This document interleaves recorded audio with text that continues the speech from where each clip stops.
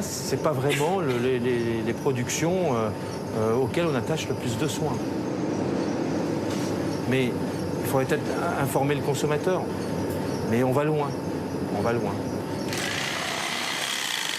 Aujourd'hui, en Europe, il y a 200 additifs qui sont autorisés pour la fabrication des pains spéciaux. Donc on a un large éventail.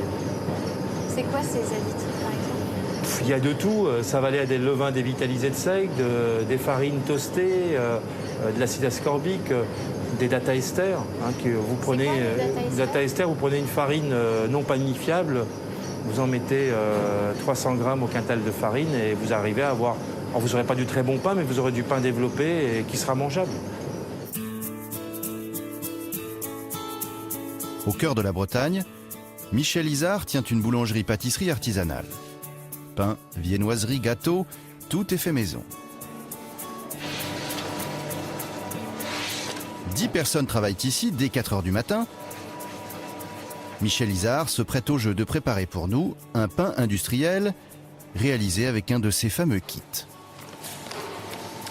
Alors, hop. Alors, faut que je lise l'étiquette parce que moi, je ne connais pas ces produits-là. On va commencer par la composition. Sachant que dedans, il y a de la farine complète de froment, farine complète de seigle, levain de seigle déshydraté stabilisant E412, E415, émulsifiant E471, E422, soja, de la dextrose, des épices, des agents de traitement de la farine, E300, enzymes. Point.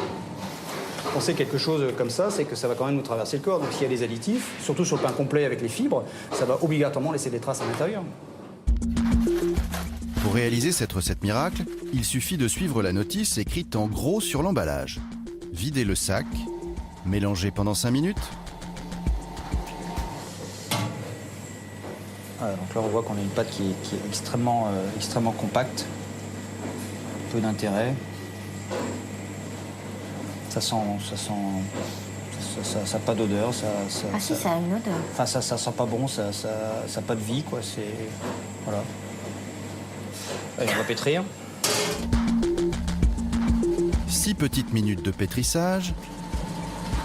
Ce qu'il y a, c'est que dans le pain, il n'y a pas de magie. Faire du pain en 1 heure, si on pouvait avoir le même résultat qu'en 12 heures, tout le monde le ferait.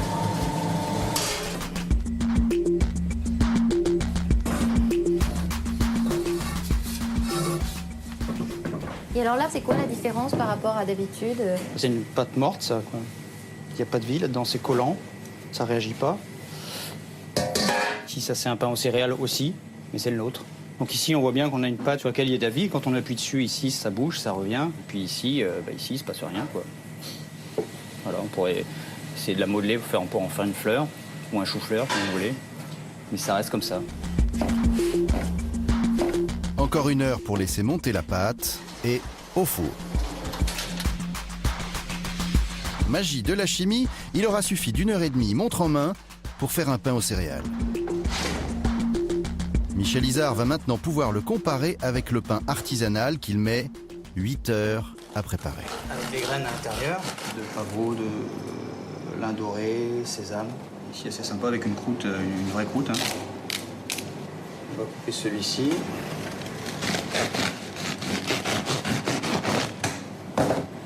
Au nez, ça vaut beaucoup de venir sentir, Isabelle. On va voir, Ouais, ça sent pas bon. Hein. Ça sent un savon un peu. Quoi. C'est ici qu'on retrouve le même toucher. Vous vous souvenez tout à l'heure quand on appuyait dessus cru, hop, la pâte revenait. Ici, quand on appuyait dessus cru, en fait, ça gardait la forme de la fleur qu'on a fait. Et on pourrait refaire une fleur ici. J'ironise, mais c'est pas loin quand même. Et comment le consommateur il s'y retrouve finalement? On ne le voit pas réellement, hein, c'est difficile. Après, ça va réellement être la confiance qui doit aussi se créer entre l'artisan et son client, et la communication que l'on a avec nos clients en disant voilà comment je travaille, voilà pourquoi je travaille comme ça. Aujourd'hui, il vaut mieux, à mon avis, il vaut mieux rien faire que faire ça.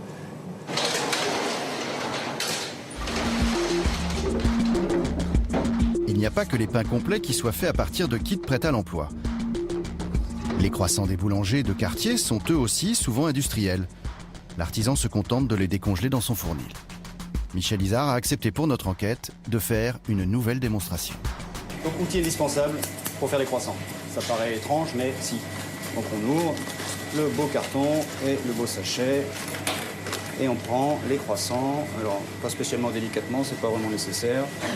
Et on les pose avec amour sur la plaque. C'est du congelé? Ah, c'est du congelé, ouais. Voilà, et une fois que ça c'est fait, eh bien on va mettre ça dans les tubes à pousser, pour qu'ils prennent un peu de volume. Et derrière un peu de dorure et au four, terminé. Donc la manip, ça va durer 2 minutes pour faire 10 croissants. Découverte stupéfiante, en France, un artisan boulanger sur 2 ne fabrique plus ses viennoiseries. La raison est simple, un croissant surgelé est prêt en 10 minutes, quand il faut plusieurs heures pour faire un croissant maison. Conséquence, les croissants industriels sont comme le pain, truffés d'additifs chimiques. Alors voilà, 200 additifs différents dans les pains santé. Alors nous, on les achète plus cher en plus en espérant se faire du bien et il semblerait que ce ne soit pas forcément le cas, quoi. Qu'est-ce que vous pensez de ça?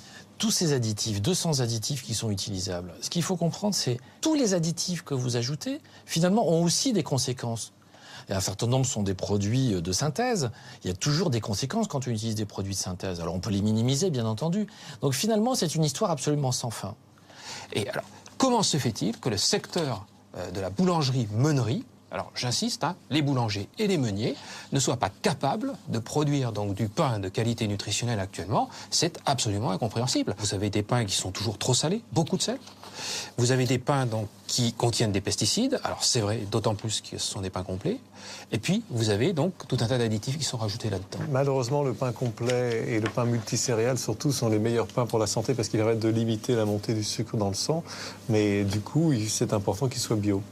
Moi, je crois qu'il faut revenir au pain traditionnel. Nos grands-mères ne mettaient pas ça dans leur pain, le boulanger de nos grands-parents ne mettait pas ça dans le pain, c'est quand même assez extraordinaire. On veut augmenter le volume du pain, on lui rajoute dans tout un tas de pains industriels des matières grasses, alors que justement l'intérêt du pain, c'est qu'il n'y a pas de matières grasses. Mais il y a une dérive, bien entendu, qu'il convient de rapidement réguler, très très rapidement réguler, par la réglementation. Il n'y a pas que le pain qui ne ressemble plus guère à celui de nos grands-mères. L'ensemble de notre alimentation a subi des mutations. Une métamorphose qui frappe également le vivant, et notamment le porc.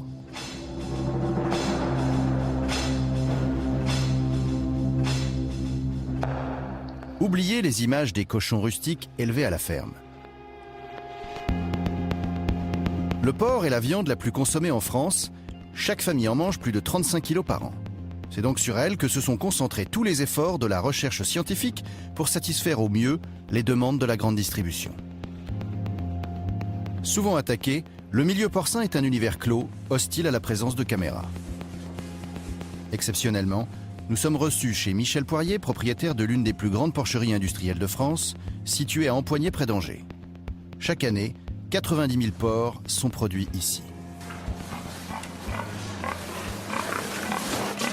Donc, si nous rentrons dans la verraterie, c'est-à-dire l'endroit où se trouvent les verras, qui servent de reproducteurs pour l'élevage et la naissance des porcelets.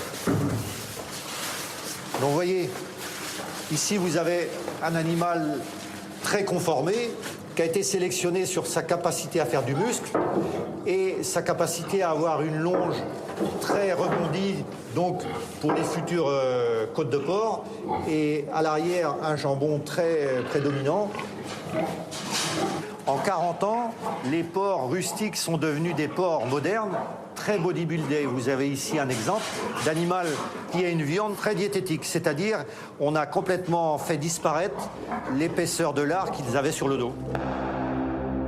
Pour répondre au cahier des charges de la grande distribution, les laboratoires de recherche génétique ne cessent de mettre au point de nouvelles variétés de porcs.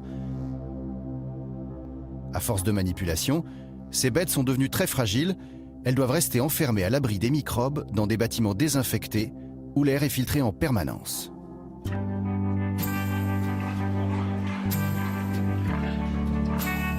Pour eux, fini la romance. La reproduction se fait uniquement par insémination artificielle. Le reste de l'élevage ne partage pas les conditions privilégiées des athlètes reproducteurs.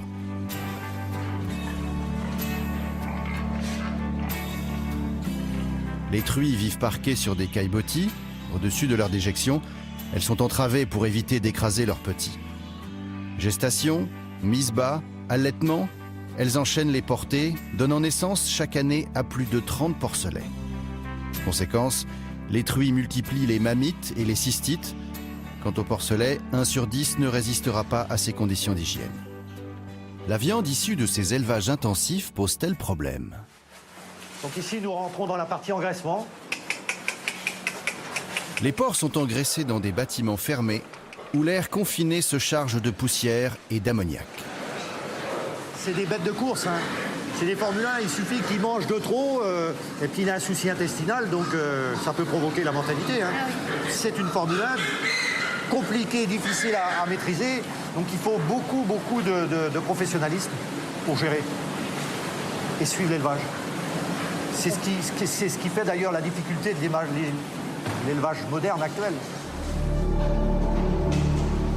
Ces conditions d'élevage provoquent de nombreuses maladies respiratoires et digestives. Les porcs, fragilisés par la sélection génétique, sont désormais privés de leur défense naturelle. Dès lors, comment éviter de les soigner à l'aide de médicaments ?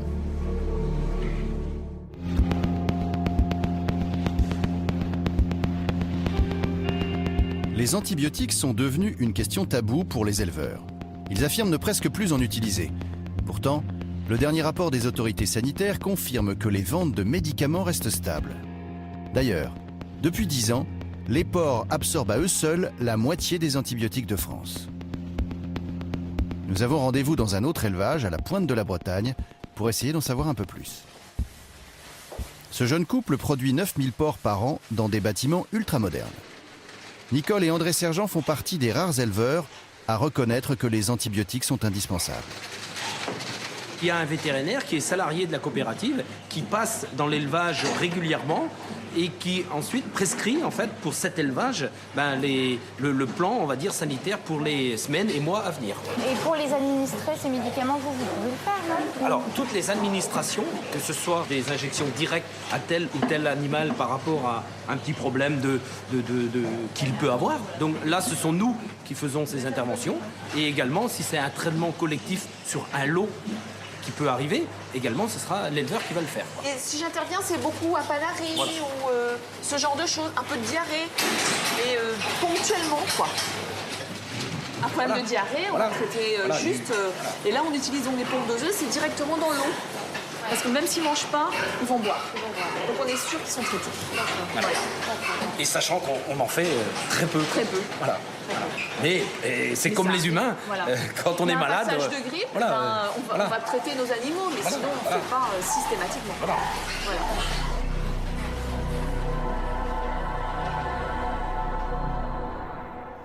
Voilà, alors là, vous êtes vraiment à l'intérieur d'un élevage industriel. Vous voyez comment ça se passe. Est-ce qu'il y a un risque, en tout cas, peut-être que je me tourne vers vous, André Picot, qu'il y ait des résidus d'antibiotiques dans la viande? Et est-ce que dans ces cas-là, c'est problématique pour l'homme? Le gros problème, c'est que depuis quelques années, on a beaucoup amélioré le type d'antibiothérapie chez les porcs. Autrefois, on utilisait des antibiotiques qui donc étaient facilement détectables. Maintenant, on peut utiliser des antibiotiques qui, théoriquement, sont quasi indétectables. Et ça, bien entendu, ça pose problème. Parce qu'ils vous diront, vous voyez, nous faisons des dosages et on ne trouve pas d'antibiotiques. On a pris sciemment des antibiotiques qui n'étaient pas détectables pour qu'on ne puisse pas les tracer, c'est ça? Absolument, bien sûr. En tout cas, pour ce qui se passe en France, le problème de fond, c'est quand même le rôle des pouvoirs publics. Donc, est-ce que, par exemple, actuellement, l'Agence française de sécurité sanitaire des aliments, les services vétérinaires, font des contrôles répétés, suivis sur des élevages au hasard? Réponse non. Parce qu'ils n'ont pas assez de moyens pour le faire. Toute la stratégie repose sur l'autodiscipline et le volontariat du secteur agroalimentaire. Ce qui est assez remarquable comme position, de mon point de vue. On pourrait proposer au pouvoir public de faire la même chose, par exemple, pour la conduite automobile. Je leur propose l'année prochaine, donc, pendant une année, faire une expérience et de laisser donc les automobilistes libres à eux, basés sur leur autodiscipline, et voir ce que ça donne en termes de nombre de morts sur la route. Donc, pensez